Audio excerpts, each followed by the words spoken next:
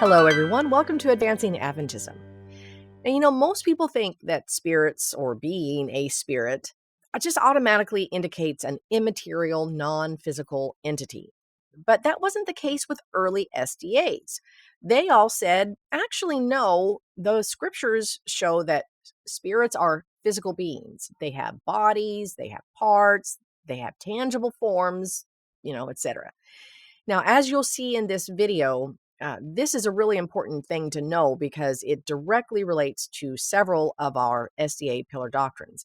And because it's so directly related to our pillars, I'd like to start by sharing with you this statement from Ellen White. And then we'll get right into the statements from the early pioneers, showing that they taught spirits are physical beings.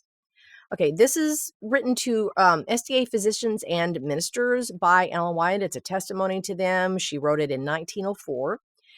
And she says, we are to hold to the sure pillars of our faith.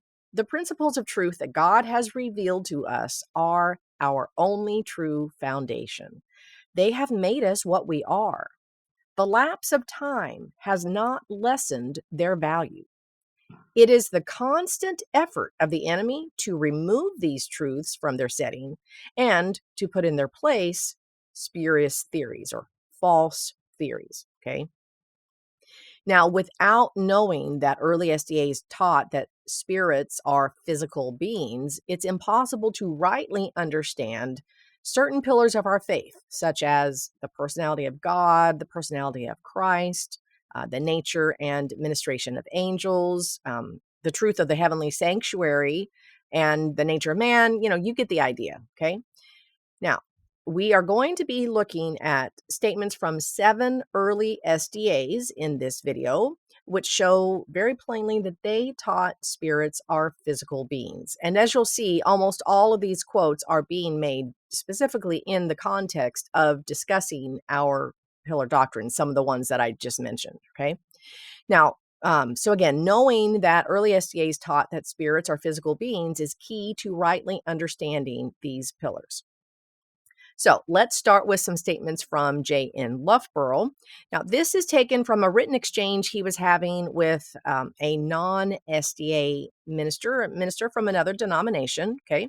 And over a period of several weeks, these exchanges, these letters or whatever, written back and forth between them were being published in the Review and Herald.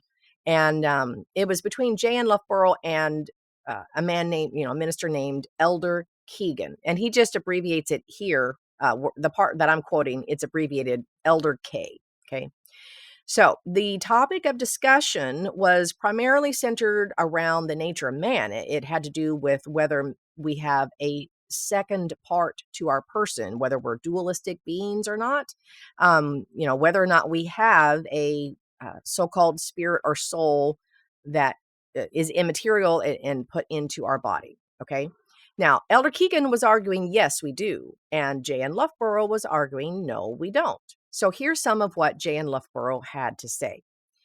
He says, where shall we learn that any immaterial part has ever been given to man? There is certainly no text in the scriptures that states it. And this account of creation shows that the combined substances of man are dust of the ground and breath. But we learn from Elder K something concerning Genesis 1:27, which no individual could ever have learned by reading the text, namely that the human soul is a created essence. Okay, now here's the passage in Genesis 1:27 that he's referring to, since it wasn't quoted right here. So this is the passage that Elder Keegan says is proof that humans have an immaterial part to our person. And we'll see more about what he meant by saying that on just the next slide. But just take note of here that J. N. Loughborough is disagreeing with the notion that humans have any immaterial part.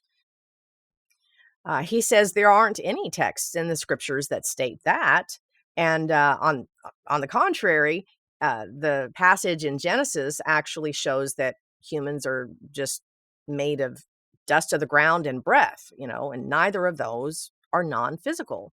The breath is just, air being drawn in and out of our lungs.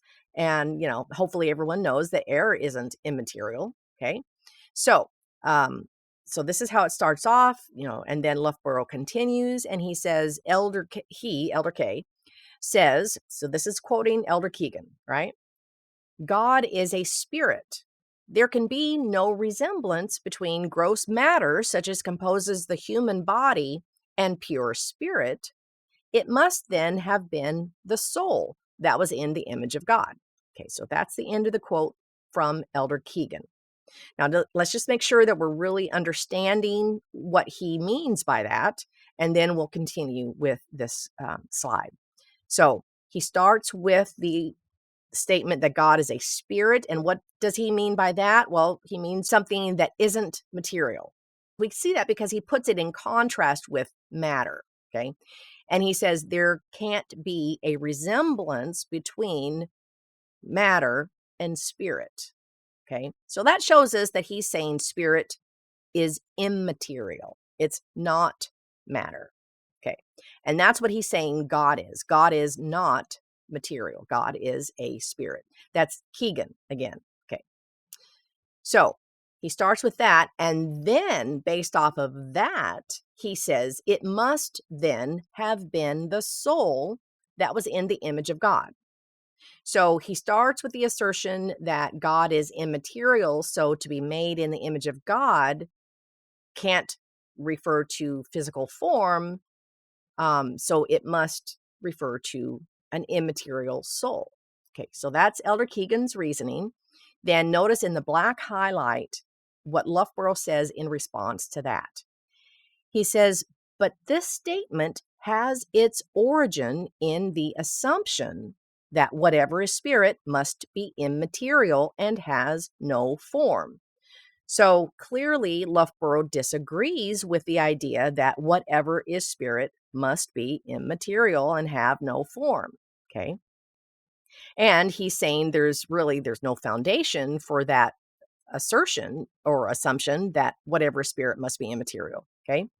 Now, again, so that's some of Elder Keegan's reasoning and some of what Elder Loughborough says, but then he's going to get into a little bit more of the scriptural evidence to show that being a spirit doesn't mean anything immaterial or non-physical. Okay. He goes on to say, Paul states, Hebrews 1:7, who maketh his angels spirits. Okay. So the point there being that angels are spirits. Okay. Then Loughborough continues, but when angels appeared to Abraham, he supposed them to be men. In other words, Abraham saw forms that looked like men. These angels have bodies, they're not immaterial. Now, then he goes on to say, we read concerning Christ in Hebrews 1:3, who being the brightness of his glory and the express image of his person, etc. And he says, from this, we should understand that although God is a spirit, he has a form. So he's not disagreeing with the idea that God is a spirit. He's just saying that that doesn't indicate anything non-physical. He points to, he started on the previous slide. He says angels are spirits, but they have forms, they look like humans to Abraham. Here he's referring to Christ, and he's in the express image of his Father's person. He says, from this, we should understand that God has a form, even though he's a spirit. Then he continues and he says, but Paul tells us plainly in Philippians 2:5, who being in the form of God thought it not robbery to be equal with God. And he says, here is plain testimony that God has a form. Now the sentence continues, and we're going to read that on the next slide. But before we do, I just wanted to make sure, that we're all seeing here that this statement from Philippians 2:5 is just a straightforward affirmation by Paul that God has a form. So Loughborough says, this is just plain testimony that God has a form. And then the sentence continues. And this is plainly implied in Genesis 1:26 and 27. And of course, if you remember earlier, it was Genesis 1:27 that Elder Keegan was saying, shows us that mankind must have an immaterial part to our person, an immaterial soul that God created and put into our bodies, because matter can't hold a resemblance to spirit, right? But he's saying Genesis 1:27 actually implies that God has a form because God created man in his own image. And then he also points to Genesis 2, verse 7, which says the Lord formed man of the dust. And so he's pointing to these and he's saying here is truth plainly stated that man made of dust was in the image of God. Okay. So the Lord formed man of the dust. That's what man is formed of the dust. And that was in the image of God. God created man in his own image. He formed man of the dust. Okay. So clearly we can see that Loughborough, he doesn't have a problem with saying God or Christ or angels are spirits. He's just saying that doesn't mean anything immaterial. Spirits are physical beings. And then here's another statement from Loughborough from a different source. And it's just another, straightforward affirmation that he taught that spirits are physical beings. He says, David says, Psalm 104:4, who maketh his angels spirits, yet angels have bodies. Okay. Angels appeared to both Abraham and Lot and ate with them. We see the idea that angels are spirits does not prove that they are not literal beings. So again, it's pretty obvious that Loughborough taught that spirits are physical beings. They have bodies, they have forms, all the rest of it, right? Okay, now let's see a few statements from James White. On this slide, you can see really plainly that he taught the Father is tangible, okay? But let's look at the statement. So he starts off there. I have the slide starting off with him quoting Jude verse 4, for there are certain men. Okay. Then he comments about that. For there are certain men or a certain class who deny the only Lord God and our Lord Jesus Christ. This class can be no other than those who spiritualize away the existence of the Father and Son as two distinct, literal, tangible persons, also a literal holy city and throne of David. So it's pretty hard to get more plain than that. He taught the Father as a tangible being. Okay, so keep that in mind. Now, this is from a different source. It's still James White, but it's from a pamphlet he has titled Personality of God. This is the very opening. It's on page 1. It's the very beginning of the pamphlet. He says man was made in the image of God. And then he quotes Genesis 1:26 and 27 about man being made in God's image. And then he says, see also chapter 9, verse 6 and 1 Corinthians 11, verse 7. And then he says, those who deny the personality of God say that image here does not mean physical form.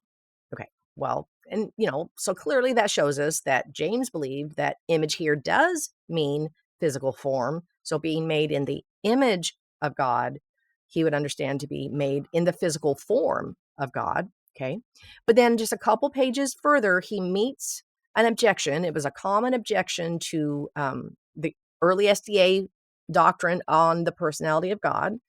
And it's found from, John 4:24, which says God is a spirit. And, the implication there by bringing it up as an objection is, well, that can't mean physical form because God is a spirit, i.e., he must be immaterial, right? So that's the objection.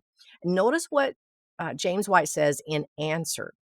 He says angels are also spirits. So it's not like he's saying God isn't a spirit. He just says, but angels are also spirits. And he points to Psalm 104, verse 4. And he says, yet those that visited Abram and Lot lay down, ate, and took hold of Lot's hand. So that's all physical stuff. They're eating food, they're moving around, they're taking hold of a person's hand. He says they were spirit beings. So is God a spirit being? In other words, likewise, is God a spirit being? So the point there we can see very plainly is that even though God and angels are spirits, they're still physical beings because they have bodies and they're doing stuff, So anyway, we can see here that James White taught that spirits are physical beings. Okay, moving on. Here we're going to look at some statements from D.P. Hall, and this is under a heading where he says the term spirit stands for the whole person. So what he's been doing is he's been going through the various ways the word spirit can be used, because we all know that words don't just have one meaning. I mean, if you've ever looked at a dictionary, you can see that there's multiple entries, there's different ways words can be used. Okay. He says the term spirit stands for the whole person. So he points to John 4:24, God is a spirit. And he doesn't disagree with the fact that God is a spirit. He's just also pointing out that God is certainly a personal being. And then he points to Hebrews 1:3 as evidence for that, who, being the brightness of his glory and the express image of his person. And then he asks, whose person? And then he gives the answer, God's. He points to verses 1 and 2 for the context to show that this is referring to God's person. Jesus is in the express image of his Father's person. Okay. And then he says the Son of God, Jesus of Nazareth, is a spirit. So God is a spirit and Jesus is also a spirit. He's pointing to 1 Corinthians 15:45 as evidence that Jesus is a spirit. That says, and so it is written, the first man, Adam, was made a living soul. The last Adam was made a quickening spirit. So Jesus is a spirit. Okay. He says the angels are spirits. So he's kind of going through the list of several beings, several different types of beings that are called spirits. Okay. So you got God, you got Christ, you got angels here. He points to Hebrews 1:14. Are they not all ministering spirits? And then he says something very similar to what he said about God. He says the angels are certainly personal beings. Okay. And then he points to Psalm 78:25 as evidence for that. Man did eat angels' food. So humans can eat the same food that angels eat. Right. So we're eating physical food. They're eating physical food. Right. He points to Genesis 19:1, and there came two angels to Sodom. Lot saw them, asked them to tarry overnight, and wash their feet. So, he was able to see them. So they obviously had forms to be seen. They had feet. That's a body part. Anyway, he says they did eat, they lay down, they took hold of the hand of Lot, etc. Read the chapter. Then he continues and he references Genesis 32, verse 1. And Jacob went on his way, and the angels of God met him. He said, this is God's host. He says the whole history of angels shows most conclusively that they are personal beings. So again, by personal beings, he's using all this evidence that points to the physicality, the bodily existence of the angels. And that's why we can know that they are personal beings. They're called spirits. He's like, yeah, they're called spirits, but they're personal beings. In other words, they are physical, but it's about to get even more clear. Okay. He says the saints, when born again, will be spirits. Okay, so we saw he's admitting, God is a spirit, Christ is a spirit, angels are spirits. The saints, when born again, will also be spirits. John 3:6, that which is born of the flesh is flesh. And then notice his note in the brackets, not a compound of flesh and spirit. So we're not a compound being. We're not a dualistic being. That's what he's saying. Not a compound of flesh and spirit. Well, he's saying that's what this passage says, right? That which is born of the flesh is flesh, not a compound of flesh and spirit. And that which is born of the spirit is spirit. Again, not a compound of flesh and spirit. Then he goes on, again, Christ is a quickening spirit. And then this is what he means by that: an immortal and incorruptible person or being. So not an immaterial being and not a dualistic being either, right? He made that very, very plain, very clear here. Not a compound being, but a spirit is an immortal and incorruptible person or being. The saints of the first resurrection are to have bodies like his, Christ's glorious body, i.e., immortal and incorruptible. So we will be spirits, we will be bodies, we will have bodies, we'll be immortal and incorruptible, not immaterial and not dualistic beings. That's what he's saying here. Then he goes on and he says, he points to 1 John 4, 1-5, and notice his bracketed notes. Beloved, believe not every spirit or person. Remember, this is under the heading, the word spirit refers to the whole person. Okay, that's all been under this heading. Okay, everything we've been seeing from D.P. Hall is under that heading. So he quotes 1 John 4, 1-5, and he points out that the word spirit there refers to person. Okay, beloved, believe not every spirit or person, but try the spirits, persons, whether they are of God, because many false prophets are gone out into the world. Then notice what he says. The false prophets are the spirits referred to, right? We can see that from this passage, 1 John 4. The false prophets are the spirits referred to. He says they are not invisible or intangible. You may see them any day in these times.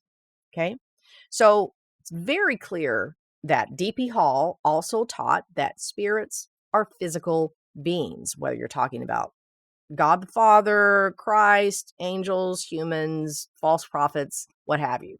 Okay. Now we're moving to a couple of statements from Joseph Waggoner. This is the father of E.J. Waggoner, right? So Joseph Waggoner, and I'll tell you just a little bit about this book, Angels, Their Nature and Ministry. Okay, so he actually revised this book, and it was printed in 1891 after J.H. Waggoner revised it. But it was originally written by D.M. Canright, and it went through several reprints and revisions. It was a very popular book in the early days of the movement. And so the first issue was published in 1867, and then it was revised and reprinted again in 1870, then again in 1875, and again in 1878. And then Joseph Waggoner revised it, and they printed it again in 1891. Okay. And I'll have links to everything that we're talking about, all of the articles and that sort of thing. I'll have links in the description, so you can be sure to find them there. And there will be links to things on the end screen too. Okay, so here we see Joseph Waggoner saying, the angels of God are not mere incorporeal phantoms as is generally taught. They are real personal beings possessing form and substance. That's very concise, very clear that angels are not bodiless. They're not incorporeal. That's what incorporeal means, not having a body. So that's another word for immaterial. Okay. So they're not immaterial. They are real personal beings. So that's put in contrast with immaterial or incorporeal. They're real personal beings. They possess form and substance. Then a little further on, he says, an objection is raised on the fact that angels are called spirits. Okay, so, and that's, the same sort of thing that people would do in regard to the early SDA doctrine of the personality of God. Early SDA said God is a physical being, and the objection was raised, no, he can't be because he's a spirit. And so similar things were done with angels. Angels are called spirits. And so objections were raised based on that. And he says, but there's no just ground for the objection. Okay. He goes on to say, the saints will have bodies after their resurrection, yet they will be spiritual bodies. And then he quotes Paul in 1 Corinthians 15, it is sown a natural body, it is raised a spiritual body. Of course, still a body, right? And then he says, not a text in the Bible can be produced which teaches the existence of a formless or immaterial being.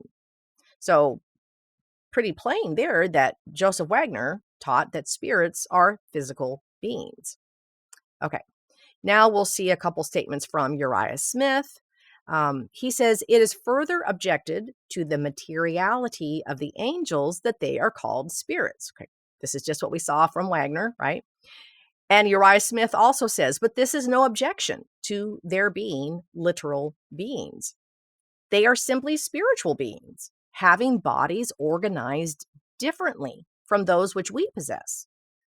So they're still bodies, they still have bodies just like we have bodies. They're just organized different. They're not humans, So then he points to Paul in 1 Corinthians 15:44. There is a natural body and there is a spiritual body. And he goes on to say, the natural body we now have. Okay.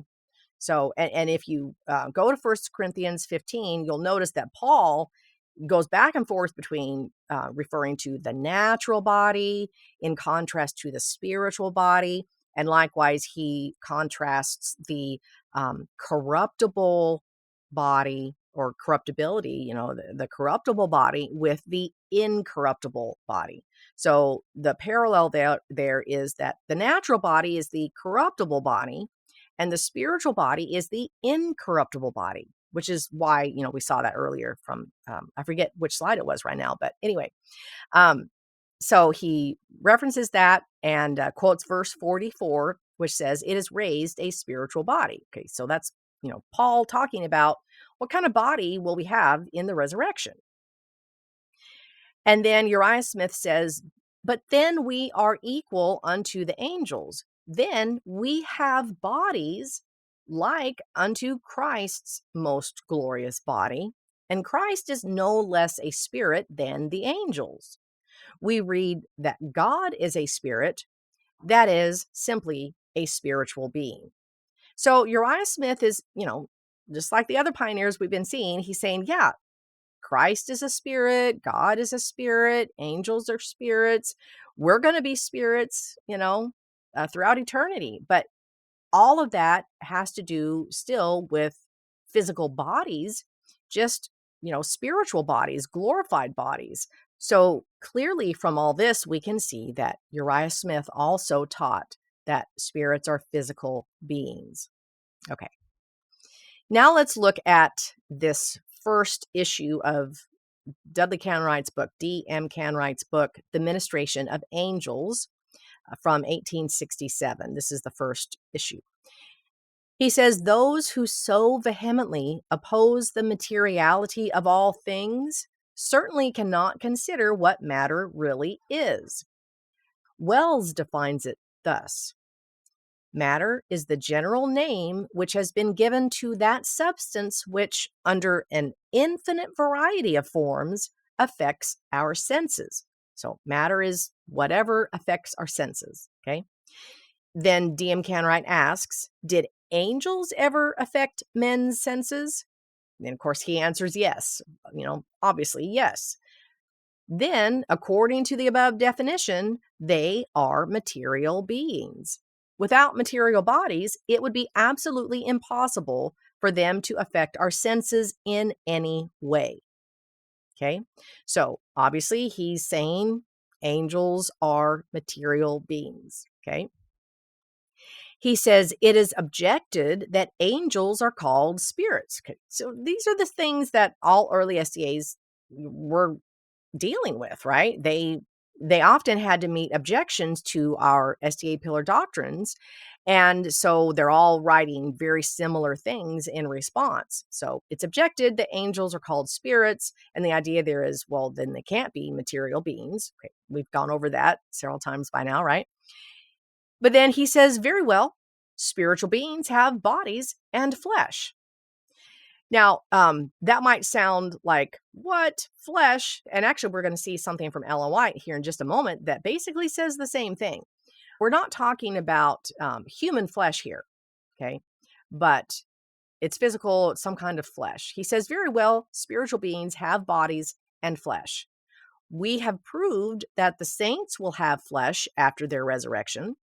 In 1 Corinthians 15:44, Paul says that these bodies will be spiritual. Then he quotes, it, the body, is sown a natural body. It is raised a spiritual body. There is a natural body and there is a spiritual body. Canright says, mark this. Its being spiritual does not prevent its being a body still. Okay? So very clearly, D.M. Canright also taught that spirits are physical beings. All right, now let's look at what Ellen White had to say.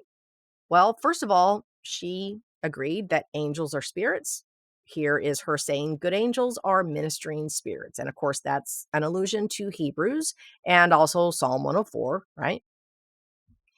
And elsewhere, she says that Satan is a spirit.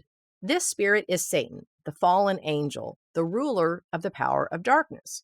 Okay, so angels are spirits. Satan, the fallen angel, also a spirit. So, you have good spirits and evil spirits, right? And then in early writings, she relates a vision that she had where she was shown Satan and she was shown several things about him. Okay. Now, let's notice what she says about this. She says, I was shown Satan as he once was, a happy, exalted angel. Then I was shown him as he now is. He still bears a kingly form. His features are still noble, for he is an angel fallen. Okay, so we're going to continue with this general area in early writings, but before we move on, I want to draw your attention to a couple of things here. Notice that she was shown Satan before and after his fall, and he's still an angel. Like he hasn't gone through some transformation where he's no longer the same type of being that he was before he fell into sin. He's still an angel, and he was physical before, he had a form before his fall, and he still bears a kingly form. By saying he still bears a kingly form and he still has noble features shows that has maintained a continuity. It was there before and it's still there now. So he was physical before and after his fall. Okay. So then she goes on a little further on. That brow, which was once so noble, I particularly noticed. His forehead commenced from his eyes to recede. So she's describing various body parts, his forehead, his brow, right? It was noble, very, very noble at one time. He still has noble features, but that brow in particular has gone through physical changes. It's just not as noble as it was before, right? It is receding. And if you read, I'm not quoting every bit from this paragraph, but if you read the whole thing, she talks about how he's just given himself to evil for so long, that's the reason why his forehead is receding. Right? So anyway, you can see here she's describing his physical features, physical body parts. She goes on to say, his frame was large, but the flesh hung loosely about his hands and face. So right there, you have Ellen White saying that Satan has flesh, obviously not human flesh, right? Whatever kind of flesh angels have. So here, Satan, an angel, a spirit, has flesh. Everything about this is physical, it's tangible, it's bodily. Clearly, we can see that even though good and evil angels are spirits, they are physical, bodily beings. That's what Ellen White is saying. Okay, she's teaching that spirits are physical beings. With that in mind, and with everything we've seen thus far, the next statement from Ellen White should be pretty clear. She says, God is a spirit, yet he is a personal being. And the reason we know he's a personal being is because man was made in his image. Now, just to make it super clear what she meant by being made in God's image, let's look at one more statement from Ellen White. This is just the same book that we just saw that previous quote from, that God is a spirit, yet he is a personal being. Same book, Education. She says, created to be the image and glory of God. She's referring to 1 Corinthians 11, verse 7. Okay. Adam and Eve had received endowments not unworthy of their high destiny. Graceful and symmetrical in form, regular and beautiful in feature, their countenances glowing with the tint of health and the light of joy and hope, they bore in outward resemblance the likeness of their Maker. Now, very clearly, we can see that Ellen White was saying that to be made in the image of God includes our physical form looking like God's physical form. That is very, very obvious from this statement, right? So, as we can see, all early SDAs taught that spirits are not immaterial, intangible, incorporeal beings. They are real personal beings, they are physical beings. So, as you continue to investigate into our early SDA pillar doctrines and what early SDAs had to say about that, with this in mind that early SDAs taught spirits are physical beings, please go back and now read some of what early SDAs had to say about the personality of God, the personality of Christ, the sanctuary message, the nature and ministration of angels, the nature of man, and you'll see that these pillar doctrines are more beautiful than we might have first believed. And you'll be able to see, by contrast, between what most people think today in even Seventh-day Adventism and what was being taught about our pillar doctrines. You can see that Satan has been constantly putting forth efforts to remove these pillars from their setting and to replace them with false theories. So thank you very much for joining us. And if you see value in this video, please share this video with someone that you love. We hope you're very blessed.